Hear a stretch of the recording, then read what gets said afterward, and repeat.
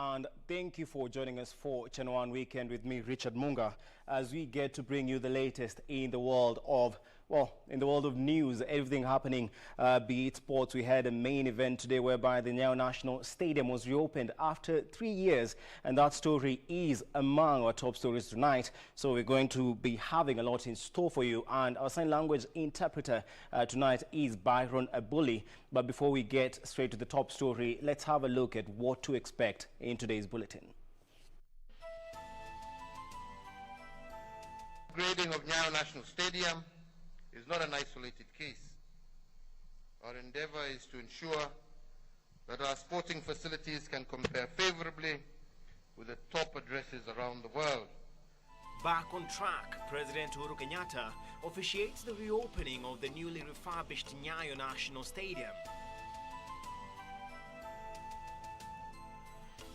Meanwhile, weekend of politics begins amid calls by a section of MPs for Kenyans to boycott the second round of the Huduma number registration exercise. Elsewhere, fears of shortage of contraceptives as COVID-19 pandemic disrupts supply of family planning services.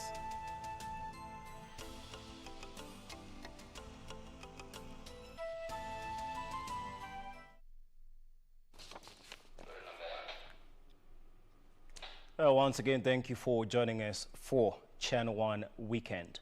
Now on to a top story tonight whereby President Uhuru Kenyatta has assured Kenyans that renovations are being undertaken in more stadia around the country as the government strives to improve sports infrastructure. The president was speaking as he officially reopened the Nyayo National Stadium after a 3-year closure. The event was graced by Sports Cabinet Secretary Amina Mohamed, Nairobi Governor Gideon Mbuvi, among others. Sports federations and athletes have welcomed the reopening of the Nyayo National Stadium after President Uhuru Kenyatta officially reopened the facility after it was closed for renovation works 3 years ago. The president was in the company of Sports Cabinet Secretary Amina Mohamed, Athletics Kenya Chair Jackson Tuwei, as well as a number of invited athletes and government officials.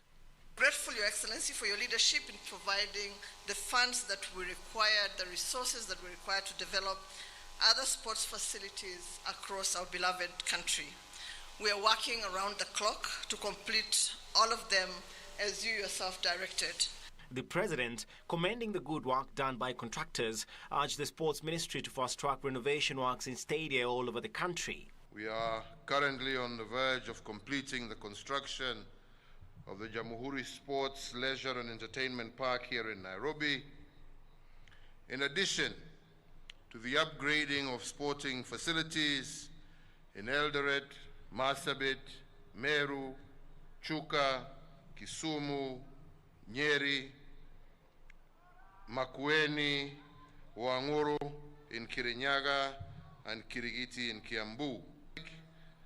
And the other sporting events that will be held as we gradually and progressively reopen the country will be conducted in strict adherence to all applicable protocols, guidelines, and regulations. And this will ensure that our sports persons, our coaches, media, and spectators are all kept safe and healthy. The newly refurbished 45,000-seater stadium is set to host the Nairobi leg of the Cape Kano Classic Continental Tour on October 3rd, where 30 countries have confirmed to send athletes. President Kenyatta believes that with the event getting the green light to be held in Nairobi, it signifies the confidence that the international community has in Kenya in regards to controlling the spread of coronavirus. And the other sporting events that will be held as we gradually and progressively reopen the country will be conducted in strict adherence to all applicable protocols, guidelines, and regulations. And this will ensure that our sports persons, our coaches, media, and spectators are all kept safe and healthy. Ladies and gentlemen, at this point,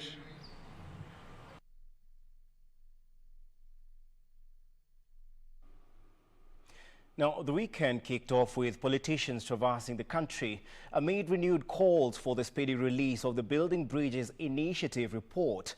At the same time, ODM National Executive Committee has moved to suspend Kilifi North Member of Parliament Owen Bayer from his position as a Deputy Organising Secretary, questioning his loyalty to the party. Gladys Munga with details of the political drumbeats. The Orange Democratic Movement National Executive Committee concluded a two-day retreat in which it spelled out some of the resolutions of the party. Among the resolutions was a decision to kick out Kilifi North Member of Parliament Owen Bayer as its Deputy Secretary General for allegedly failing to toe party lines. The NEC has resolved to suspend the Honourable Owen Bayer, Member of Parliament for Kilifi North constituency, from the membership of this critical organ and from his position as the Deputy Organising Secretary of the party, given his recent public utterances and conduct that have cast doubt on his commitment to this party and its objectives. Separately, as the country awaits the release of the revised BBI report, pressure is mounting for the release of the report to the masses to allow for proper planning and conduction of a referendum ahead of the 2022 general elections.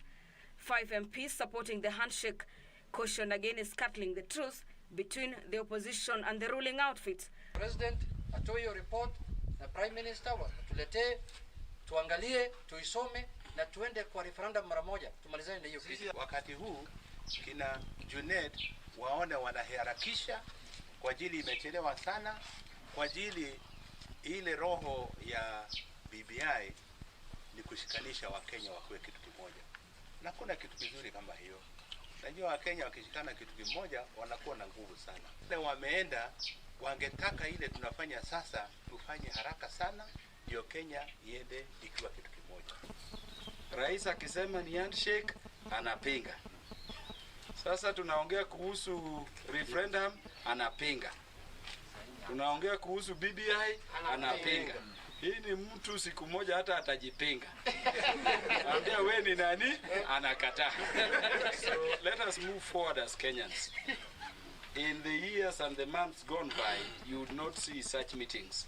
This as Garissa Township MP Aiden Duale warned that Northern Eastern region will only support a reform agenda that puts into consideration the interest of the region.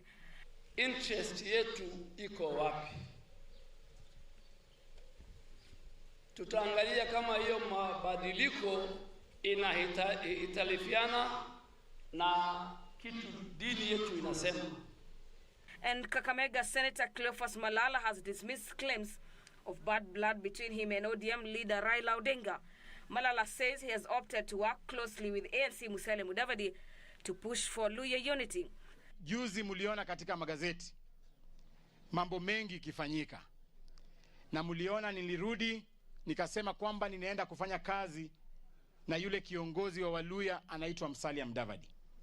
Hiyo sio ishara ati kwamba mimi nimeacha kufanya kazi na Raila. Hapana. Ni kila jamii inarudi kujipanga. Elsewhere, debate rages on the dissolution of parliament, with women leaders and civil society groupings pushing for the dissolution of parliament. Na kwa sababu tumefail kama bunge, sheria katiba ikifuatiliwa ni tuende nyumbani. President ajaribu ile atafanya, akitaka kusaidia wajumbe. Sisi wakina mama tumefika mwisho. Sisi tunakubaliana na Judge Maraga. This is an affront on constitutionalism and the rule of law as exhibited by those who are in positions of power. And this has led to a very poor record in governance, resulting in impunity, corruption, and other vices. So we shouldn't look at this advisory, strictly speaking, within the confines of the issue of representation. We must also cast our net wider and know that it is this same attitude that has made it impossible for Kenya to sort out issues of corruption, for Kenya to sort out issues of impunity, and so on. For Channel 1 News, I'm Gladys Mungai. Well, always remember that for more information on all these stories that we're going to be bringing your way tonight, you can always log on to our website. That is www.kbc.co.ke. Now, controversy surrounding the issuance of Huduma number continues to deepen, with a section of legislators urging Kenyans to boycott the second round of registration. The legislators claim the Ministry of Interior is planning to recapture biodata for Kenyans at a cost of 7 billion shillings and use the data to tamper with the 2022 general elections. This comes just the day after the Ministry of Interior dismissed claims of mischief, maintaining the sanctity of the data captured in the initial exercise. Kevin Washira with the details.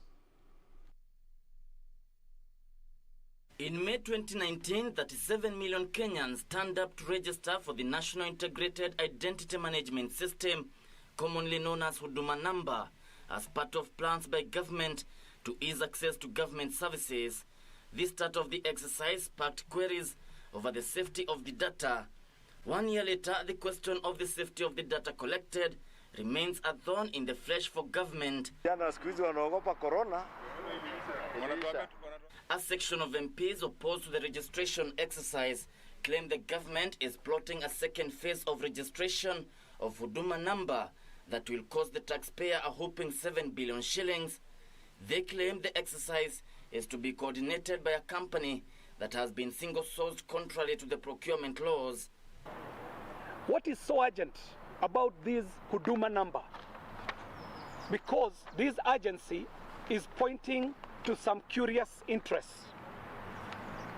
Why is its procurement being done secretly and not in open, transparent and accountable manner as is demanded by our constitution and our procurement laws? And why not under the line ministries and departments that are in charge of the process?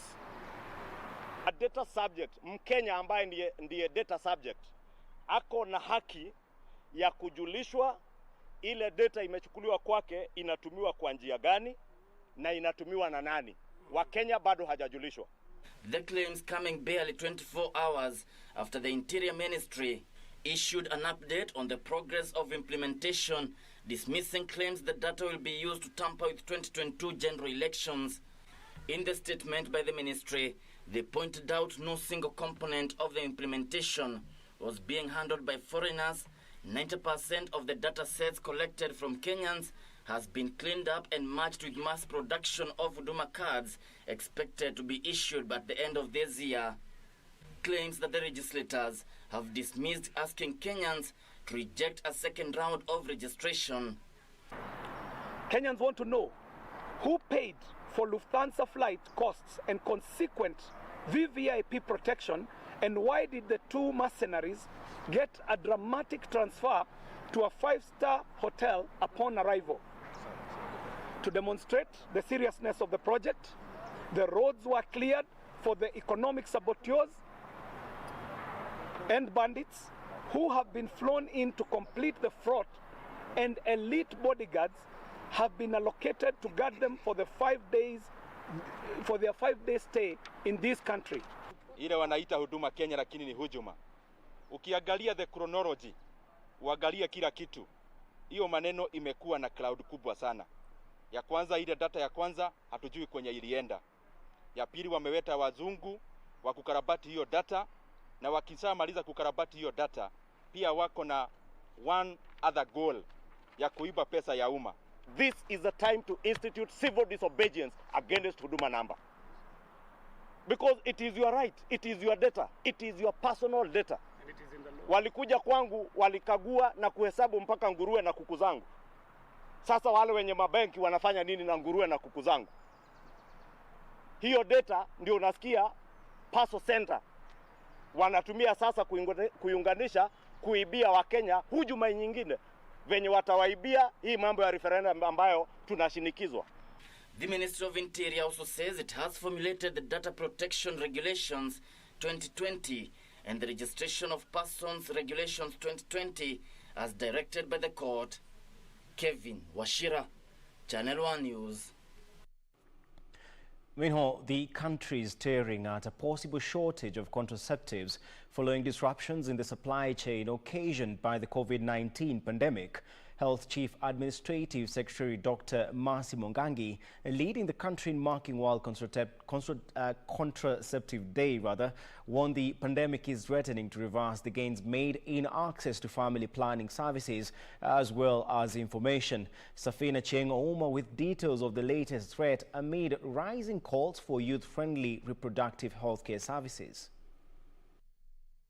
Kenya joined the world in marking the World Contraceptive Day amid fears that the gains made so far in ensuring access to reproductive health care could be reversed. Health Chief Administrative Secretary Dr. Mercy Munga warning that the COVID-19 pandemic has caused disruptions in access to family planning services. And perhaps it becomes also important to note right now, as the world faces the global COVID-19 pandemic, that we must ensure that there is continuity of health services and most particularly family planning services.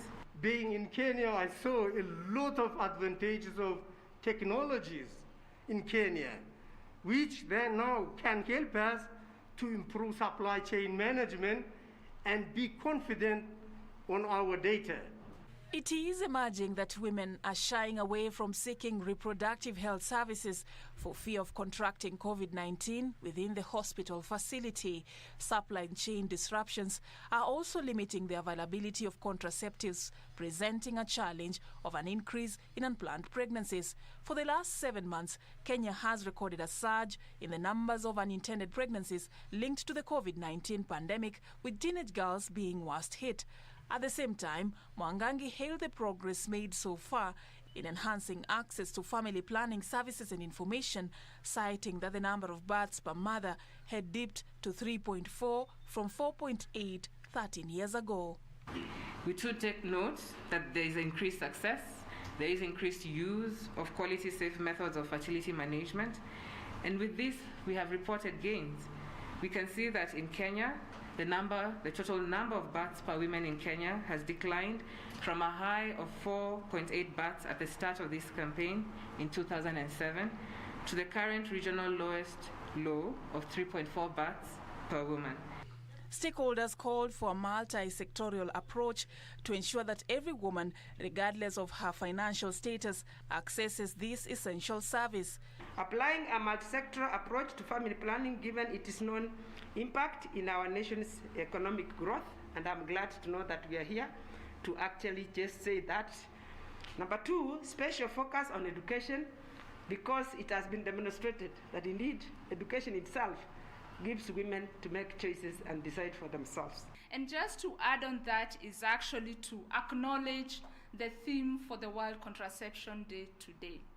Sustaining family planning services, even in the challenges we are having like the COVID, and also marching towards sustainable domestic financing. For me, that is really huge and a demonstration of huge commitment by the government. Dr. Mwangangi also emphasized the need for both national and county governments to devise ways to address the funding gap for family planning. Government continues to ensure that resourcing is mobilized. There is a contribution, I'm told this year, of 800 million Kenya shillings that is towards direct purchase of contraceptives for the public. And we continue to ensure that we shall increase on this resourcing and ensure that gaps are met. One more time, I appeal to government to ensure that family planning commodities are adequately budgeted, funded at the national as well as county levels. Kenya exceeded its 2020 target of 58% contraceptive use by married women during the International Conference on Population and Development hosted in Nairobi last year. Kenya committed to ensure universal access to quality reproductive health services by 2030. For Channel 1 News, I'm Safin Acheng Oma. Well, now that story takes us to a fast break this evening. But always remember, here at KBC Channel 1, we always appreciate your feedback on the news. So be sure to give us your feedback on the news via social media platforms on Facebook and Twitter at KBC Channel 1. Or you can tweet me directly at Munga_Mbatia. Well, now we're going to be taking a short breather, but a lot more is coming up next. See you shortly.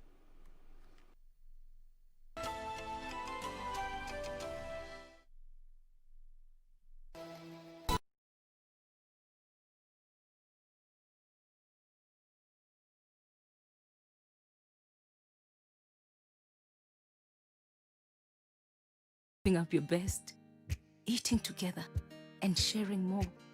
Now, we'll take nothing for granted. And always remember to taste the simple joys.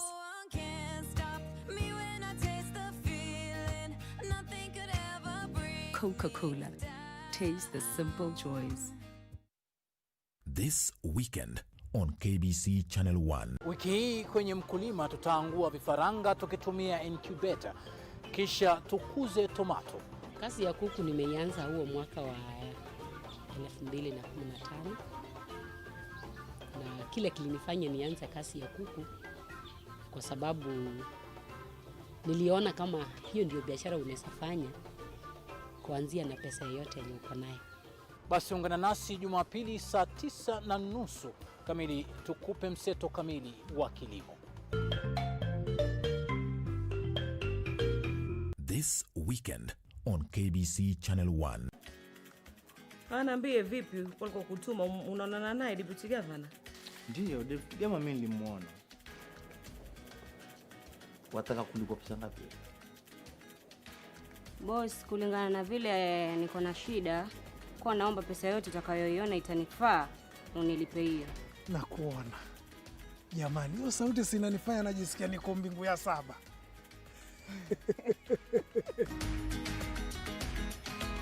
Next on. Unfortunately, sir, the process is irreversible. We cannot save the baby. Oh, I can't take this. What do I do now? You're just here because of the baby. And now it's gone. Your problem's over. What's stopping you from walking out of my life? What is wrong with you? I will never walk out on Diego. But not to me, right? I am nothing more but an incubator for your baby. If my mother wasn't in Mexico, I would ask you to marry me right here, far away from everything. As if the rest of the world didn't exist. In love with Ramon.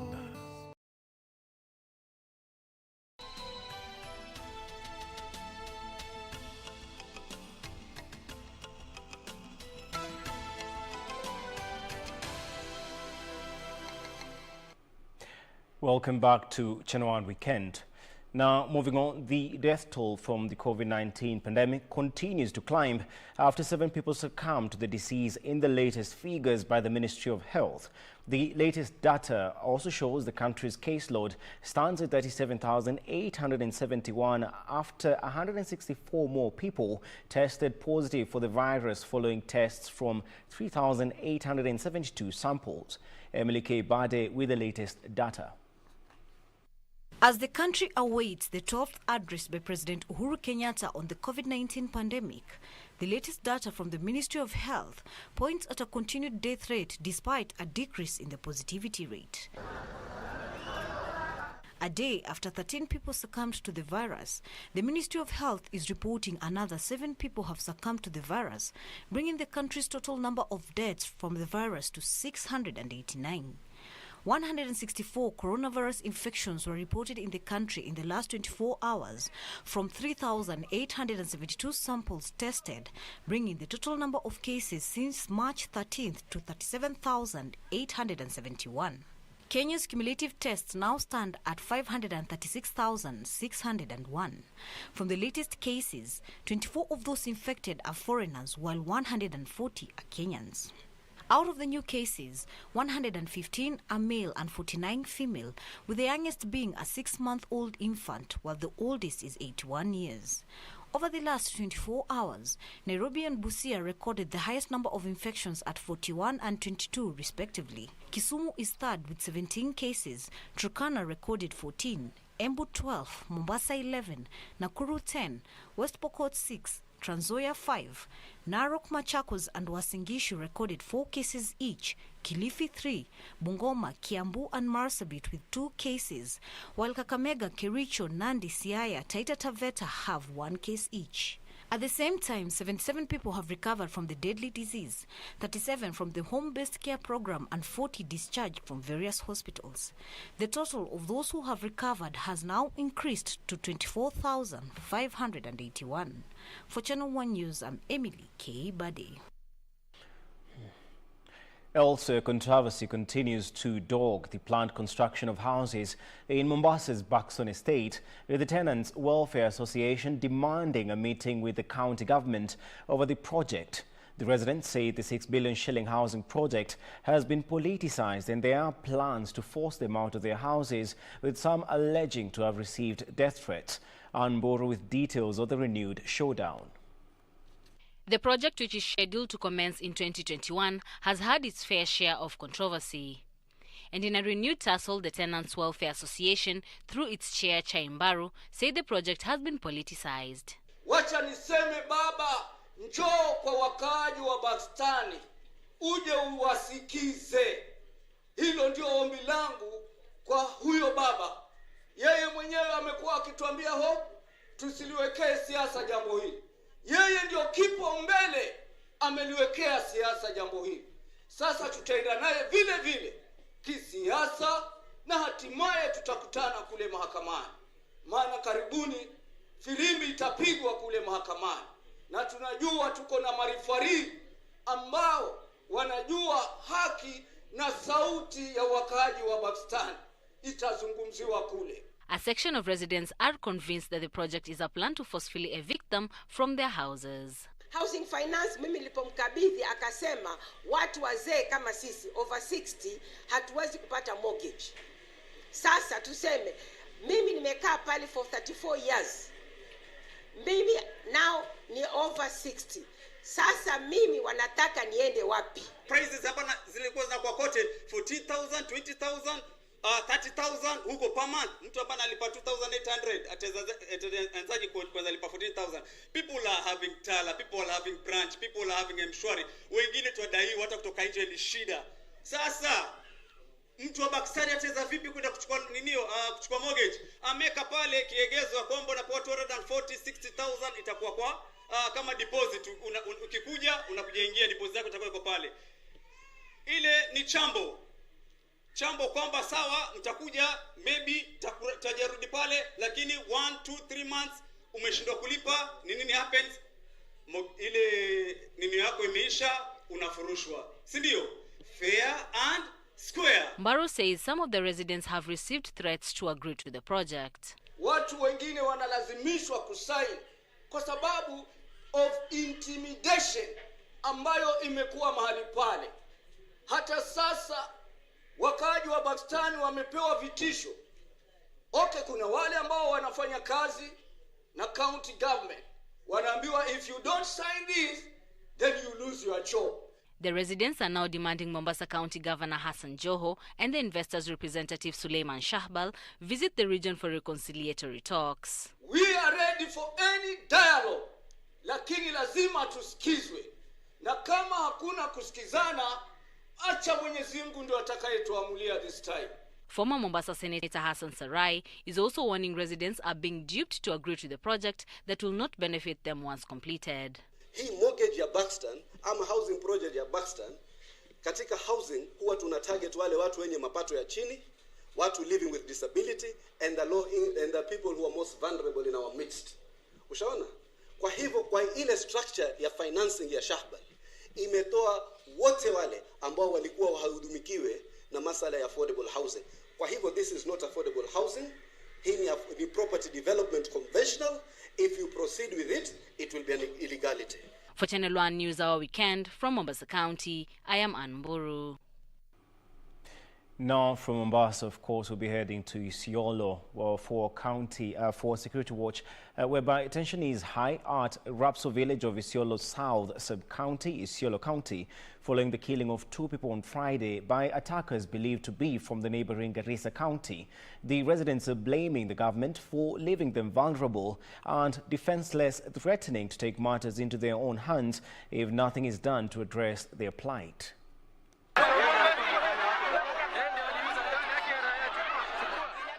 The death of a 22-year-old young man and 66-year-old man have sparked tensions in Rapso village in Isiolo sub-county in Isiolo County. The residents allege that the two were shot dead on Friday while grazing their livestock, allegedly by people from the neighboring Garissa County. During the burial of the victims, the angry residents pointed an accusing finger at the national government for leaving them vulnerable to attacks following the recent disarmament exercise. Kwa na KPR yetu yote walinyang'anywa bunduki, ambapo kaunti ile ambapo jirani yetu tunazozana kila wakati hawajanyang'anywa. Then kuna wakati watu watatu waliuawa, ambapo tujui ni watu gani waliua, vita ikatokea.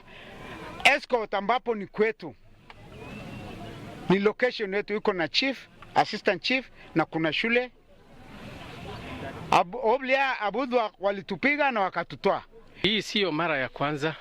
Hii nafikiri ni mara ya 3 mfululizo.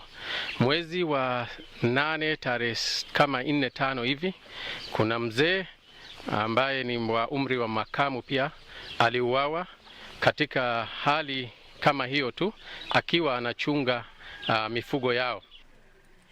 Isiolo South MP Abdi Koropo Tepo had to run for his safety after the angry mourners attacked him on what they termed as betrayal at the time of need.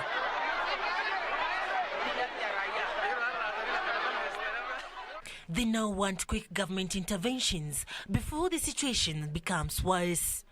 Ni kwetu tunapigwa tu vita na Wasomali, na sisi hatujawahi fika kwao. Ni wao wanakuja, wanakula nyasi yetu, maji ni yetu wanatumia. Wakati ya ukame wanakuja kwetu, wanamaliza nyasi nyasi na maji yote, alafu wanaingia kwa bedroom yetu, wanatumaliza kila dakika.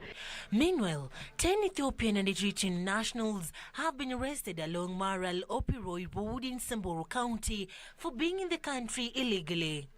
Samburu Central Deputy Sub-County Police Commander Abdikadir Malecha said upon interrogations the foreigners alleged that they were destined for South Africa. Today, in the morning, our officers, while on patrol, they intercepted a suspicious driving motor vehicle, 2 motor vehicles, and upon search, they found 10 foreigners who are suspected to be Ethiopians, and they are being ferried en route to Nairobi.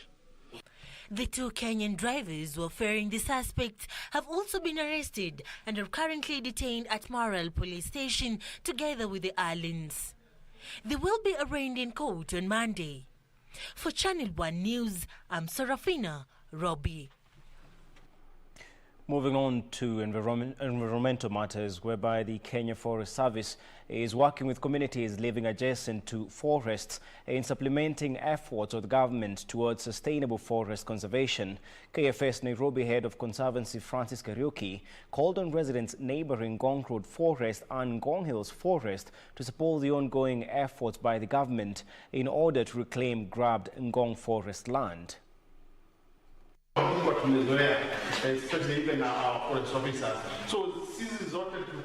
Francis Kariuki, head of Kenya Forest Conservancy in Nairobi, was speaking at the Institute of Primate Research in Ololua Forest during the election of Ngong Metro Community Forest Association, in which officials were elected to work with KFS in managing Ngong Hills Forest. We have had a few incidences whereby you find, especially in Ololua, that people sneak in and dump waste and then take off. But we have managed to control that. We have even made a number of others. In some cases are in court. I know, like Ororua, there's a public road that passes through, and sometimes you get some elements in the society trying to do dumping within the forest. But we have really strengthened our systems through policing, through the CFA, the Community Forest Association. We get a lot of reports from the community when we have those incidents. So KFS Community Forest Association Coordinator Jocelyn Dambu said Kenya Forest Service is currently helping in the formation of CFAs as enshrined in the Forest Act 2016, which promotes the association's role in environmental protection. The CFAs will engage themselves in non-extractive income-generating activities such as beekeeping, ecotourism, fishing, recreation facilities, among others. The public to be joining us in the regular campaigns that we have of cleanup. Let them join us so that we can also work together and be able to eliminate that. Let them also be our keepers wherever they are, because we may not be everywhere over the forest, especially during weekends when we have a lot of visitors. Let them also be able to police their own visitors into the forest area, so that they can also be able to dissuade anybody who is likely to come and create nuisance. These activities improve the livelihoods of the forest adjacent communities, thus reducing pressure on over-reliance of forests. The elections are geared towards instituting public participation in selection of leaders in order to promote a unified representation of each forest block. Caroline Kamal reporting for Channel 1 News. And women have been challenged to be in the front line in the budget-making process, as well as push for prudent management of funds in counties. The Forum for Women in Development, Democracy and Justice, while holding a public sensitization forum in Ngong, Kajiado County, urged women to attend and participate in county development meetings and hold leaders accountable in expenditure of public funds. Give one for this year and another one. An open forum was held in Ngong Town, Kajiado County, to educate the public on the value of participating in development forums in the county budget-making process. A non-governmental organization sponsoring the meeting noted women need to access information about their rights and the budget-making process in counties to push for development projects. We have noted that several women are not actually involved as they are supposed to be. Because like in the budget committee, we may find that there are only few women. And when it comes to particularly learning on the laws and do's and don'ts about the budget, many of them do not really know what goes on. That are beneficial to the community. Sentiments shared by local leaders who urged women to vie for positions in the county. Ndio wanapigania kiti cha kwenda kwamba kuhusika kwamba kuhakikisha kwamba jamii inashika njia ambayo inafaa, na mambo ambayo ni ya delivery ya kufikia kwa mama. Hiyo ni mambo ambayo sisi wote tunasema kwamba ni mambo ambayo inafaa, na tunasema kwamba hiyo ni mambo ambayo tunasema kwamba kina mama wajitokeze kwa wingi ili waweze kuona kwamba matarajio yao yote yameweza kuafikiwa.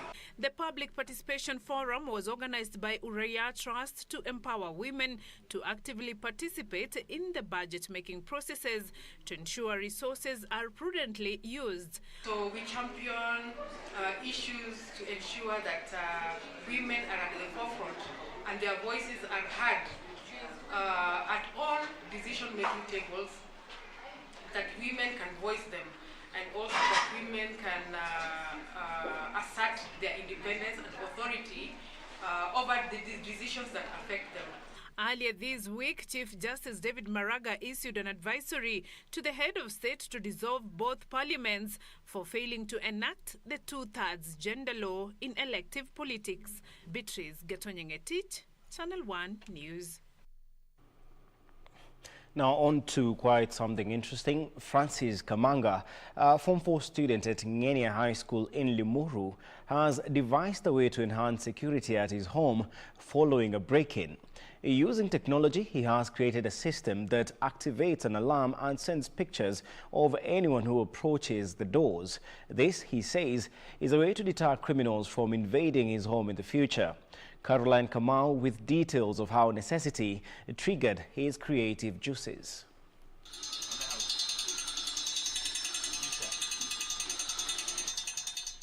Necessity is said to be the mother of invention. This adage couldn't hold more true than in the story of Francis Kamanga, who hopes to turn his science project into a full-time job with adequate support.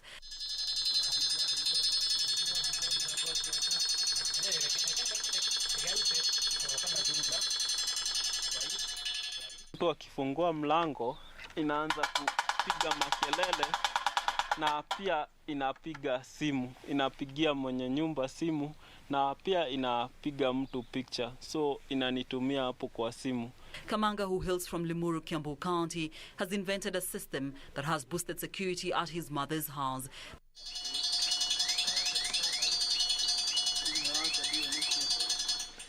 Na wakati nilikuwa na lea kuku na wakati moja hatukuwa karibu sisi wote kama familia, tulikuwa tumeenda kutembea, lakini kukafanikiwa hiyo siku watu wakakuja kuiba kuku zetu. Na ndio nikahisi vibaya, kuku zangu zimeibiwa, na nikaamua kujaribu kutengeneza kifaa ambacho kinaweza nionesha mtu akiiba kitu ama kujaribu kuingia kwa nyumba. The system that has so far cost him 40,000 shillings can be used in homesteads that are not connected to electricity. Hii system hii nimetengeneza hapa haihitaji stima, unaona inatumia battery. Na mahali hakuna stima wanaweza tumia pamoja na solar wa connect na battery kwa ikipata moto. His mother, who is very supportive, says when their home was broken into, her son promised to come up with a plan that would curb similar incidents in the future. Tuliona kaa ni mchezo juu ni kitu alianzia huko shule na akapewa certificate na mwalimu. Sasa akasema hii mradi ataigisha tu kwa nyumba yetu. His sister, who is his biggest cheerleader, is calling on well-wishers to help him develop his pet project into a usable prototype and earn from it. We are asking for someone out there if he can help him patent his project so that no one can steal it and he can still do it faster, in a much faster pace than he is doing right now. Kamanga, however, says he has gotten support from his mother's sister, who has installed the system in her property. Kuna watu wengine ka sister ya mamangu aliamua nimwekee kwa nyumba zake za kukomboa ili ajue watu wakikuja kuvunja ama vitu kaa hizo. Kamanga, who is a Form 4 student, is yearning for the reopening of schools so he can sit his final examination and pursue a degree in engineering that he says would help him better his innovation. Caroline Kamar reporting for Channel 1 News. Indeed, necessity is the mother of all invention. A phrase coined, decades ago by none other than ancient Greek philosopher Plato. Now, let's have a look at the counties whereby the government is warning cattle rustlers operating along the common border of West Pokot and Elgeyo Marakwet counties to surrender or face the law. In a peace meeting held at Chemsto area along the border of the two counties, the authorities further urged residents to expose criminals living amongst them. The peace meeting comes 3 weeks after 4 people were killed in the area by suspected bandits. More details in the county briefs. In a meeting led by county commissioners from both counties, the leaders agreed to crack the whip on those behind the unrest. West Pokot Governor John Lunyangapuo challenged those with illegal firearms to take advantage of the amnesty window and surrender guns. Sentiments echoed by his Elgeyo Marakwet Governor Alex Tolgos, who said surrendering of illegal guns was a show of commitment in keeping peace. Hata sisi shida ikitokea tukijilaumu, amani inatokea. Lakini tukianza kusema Pokot wameleta shida, Pokot wanasema ni Marakwet, amani itapatikana? Hasira pia ni hasara. Hatutuwasikia mtu mwa hapa, twende tungote wengine tuue. My goodness. Si mungevumilia masaa 6, ungefungulia siku 2, alafu sisi tutakuja unafikiri ile signature ya timu yake ilikuwa ni ya bure? Tulisaini nikisema kama na West Pokot na hapa kwamba nitatunga nyinyi na watu Marakwet hamtaguzwa. Meanwhile, a planned security meeting in Laikipia West constituency aborted after Rift Valley Regional Commissioner George Natembeya failed to turn up. The irate residents who had waited for over 8 hours at the Matuiku shopping center left disappointed even as they called for another meeting to air their grievances. Siwezi kusema nikasema ati kwamba mambo yamekuwa mazuri. No, tunataka akuje tumuelezee. Abaki akiwa mahali anafanya kazi akijua tulishamwambia. Tumekuwa tukilia kila siku juu ya security. Na siku ya leo tulikuwa na uhakika ya kwamba hao wakubwa wakikuja tutaweza kuwaeleza shida zetu. Elsewhere, the Sickle Cell Awareness Month comes to an end with calls for the national and county governments to formulate policies on the management of the rare condition. The Sickle Cell Association in Kisii wants the two levels of government to ensure a reduction in the cost of treatment as well as boost access to health services for sickle cell patients. Liaise with also facilities and other institutions to help and provide the maybe up-to-date equipment and technologies that can be used to help in the treatment and also in the management of sickle cell.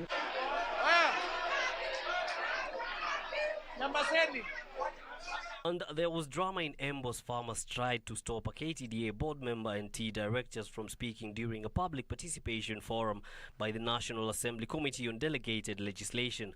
The William Kamket Committee was on a tour of Embu tea growing zones for public hearing on the proposed Tea Regulation Act by Agriculture CS Peter Munga. The committee says it will table the report in Parliament in the next 2 weeks. KTDA ikae pale, lakini iwe moderated such that mkulima afikiwe na ile maneno yake mzuri, na KTDA sababu ni watu technical. Wanakuja na watu wenye wanajua processes za majani, wakae pale na wawe regulated na serikali vizuri, ndio pesa iweze kuingilia kwa mfuko ya mkulima. Kwa hivyo watu 6 wanaweza ongea, lakini 2 wataongea nini? Ni kama mimi na bibi yangu nikimwambia hivi tunafanya na tunawana ili muwe mtu awe na watoto wengi ili wakiongea kama kamati au namna gani? Au amekunja hapa wakiwa wengi zaidi 5, kwani wakuacha 2. In Nyandarua, residents have been urged to embrace new farming technologies to address food shortage, especially in areas that experience prolonged dry weather. County Commissioner Benson Lemapargio said farmers, especially those in the driest part of the county, should also look into better ways of harvesting rainwater. Najua mradi huu utaenda kusaidia wenyeji wa hapa kwa maji safi na hata kusaidia kwa zile income generating activities ambayo zitaanzishwa na wananchi wa hapa baadaye. We are putting in place strategies to increase area under irrigation in every part of this country. Where there is potential, where there is willingness and availability of resources, we are going to such areas. Finally, senior government officials and politicians in the current and previous regime stand to lose hundreds of acres that they illegally acquired in the troubled area of Ngati, Naivasha. The serving and retired officers allegedly used their influence and offices to acquire the land in Maela, an area that has recorded bloody land clashes for years. Kumekuwa na mauaji, lakini sasa kuna mwelekeo ambao umetolewa leo kwamba jamii zinaweza kuketi na kusuluhisha mizozo yao, ijapokuwa wataongozwa na viongozi wa serikali na wengine wa jamii, lakini jamii zenyewe ndio zina suluhu ya mambo ambayo inawapata. Yusuf Farah, Channel 1 News.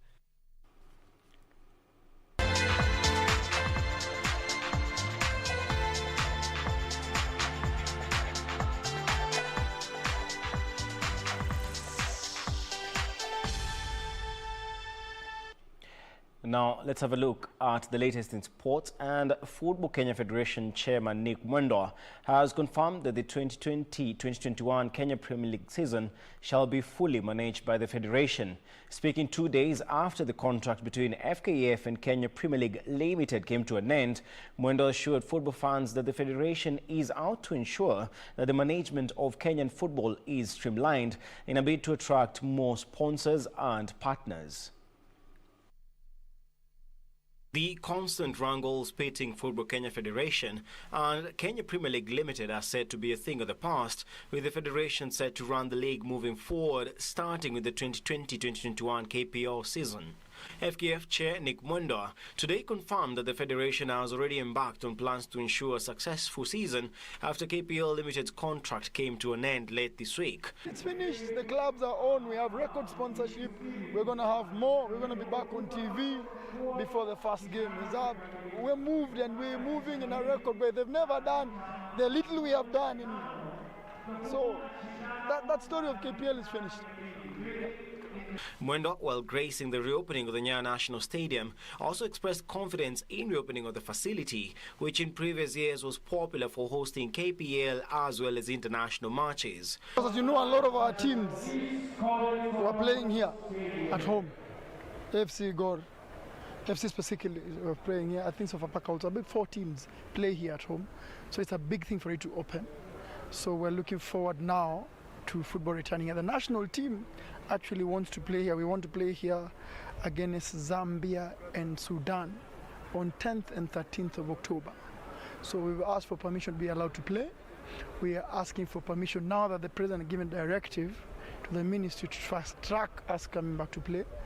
We want the league to come back because our plan was to have the league back on 23rd of October. But because we have delayed, we want to do that a week later, maybe around 6th or 7th of November.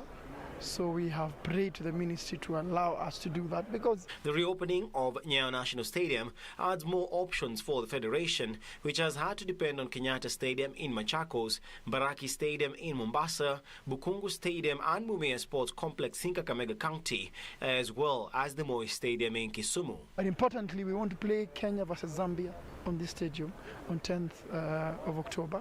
And from there, football comes back here. So it's a big thing for us because, as you know, we only used to have Machakos and Kasarani. With this stadium, in our weekend, we have 7 matches. So if you have a game at Kasarani, a game at Machakos, and a game here, that's already 3. If you have one double header, we're done with 5. The rest will be out of Nairobi. So it's a big thing for us for this stadium to be ready. We've asked the ministry to make a few changes, couple of changes because of CAF matches, because we want to bring CAF matches here instead of Kasarani, so that the Confederation and Champions League come here instead of Kasarani, because it's near for everybody. It's a smaller seater than Kasarani with lesser echo.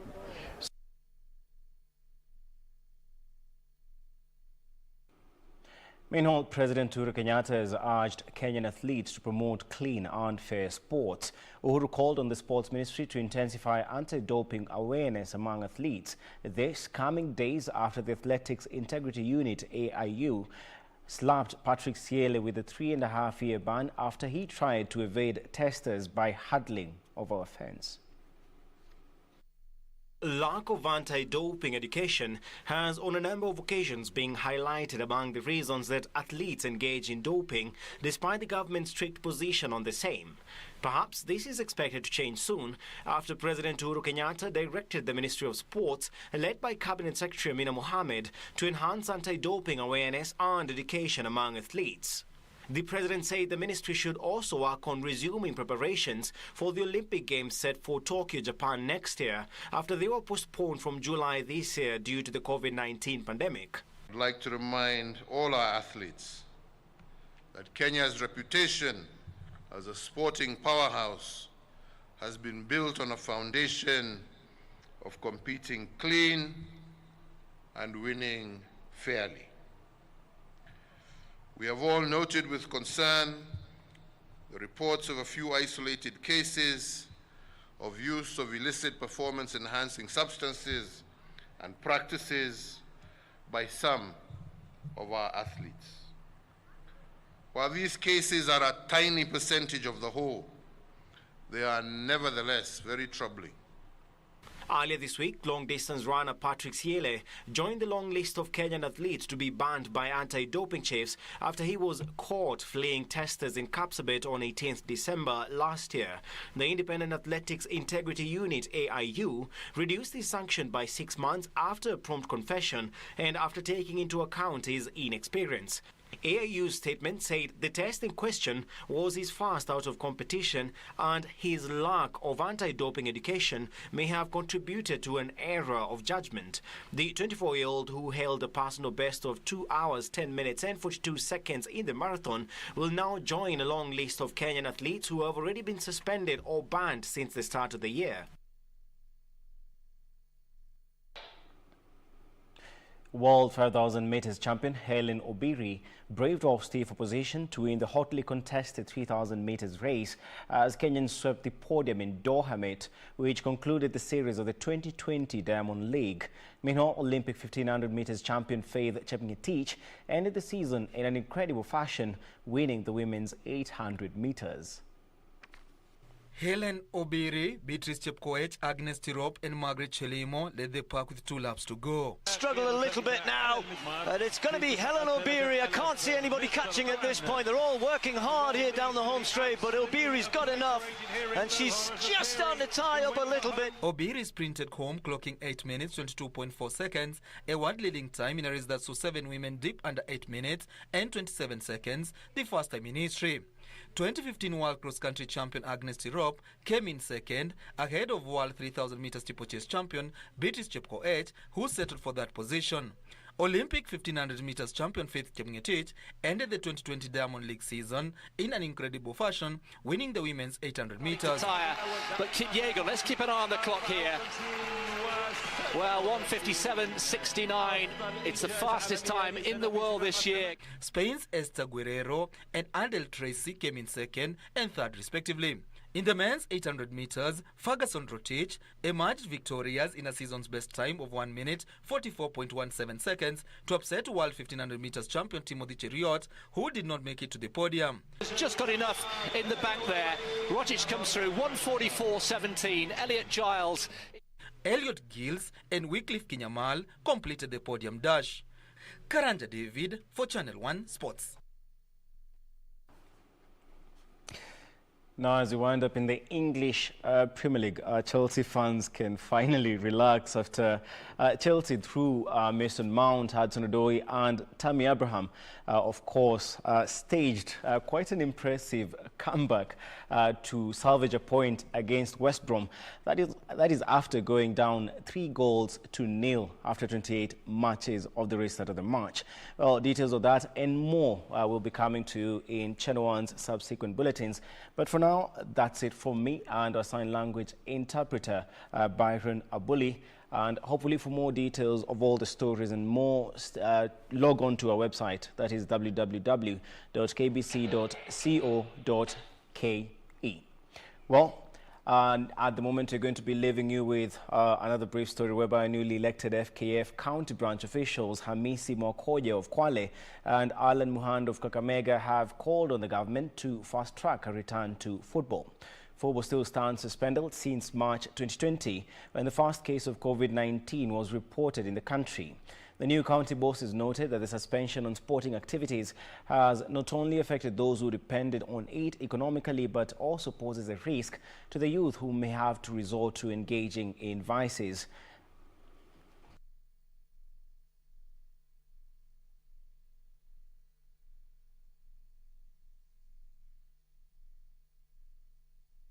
Ari ya mpira Kenya iko juu, na kwa gonjwa la corona na magonjwa mengine ambayo tuko nayo hapa nchini bado yatakuweko.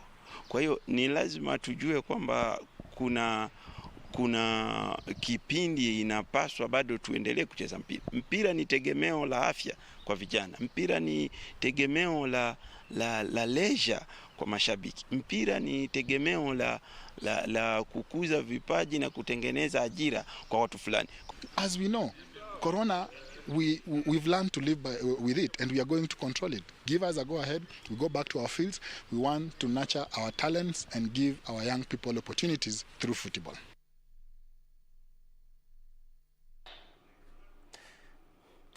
And now for the goals in the EPL matches that have been played, amongst them, of course, the one I've just mentioned, Chelsea 3-3 against West Brom. But early on we had Manchester United beating Brighton 3-2 through a last-minute penalty. And Everton continued their perfect start to the season with the deserved 2-1 victory over Crystal Palace in a match played at Selhurst Park. Let's have a look at the goals. The line. Up steps Mopé. Oh, that's so cheeky. What a penalty from Mopé. Harry Maguire's in the 6-yard box. He fizzes it in. He's gone in. Well, I think it's been turned in by Harry Maguire. There was a sea of legs in there. It was the Nemanja Matic who got it back across the face of goal, and there was Harry Maguire from close range to score. Still Marcus Rashford. Oh, that's absolutely brilliant. So patient and then so clinical. And Marcus Rashford with a wonderful individual goal here to make it 2-1 to Manchester United. Johan Bach with a good cross. It's all the way. Oh, he's got it in the end. Solly March has scored right at the death for Brighton, who deserve something from this game today. It's Solly March's first Premier League goal for almost 2 years, and Manchester United can't believe it.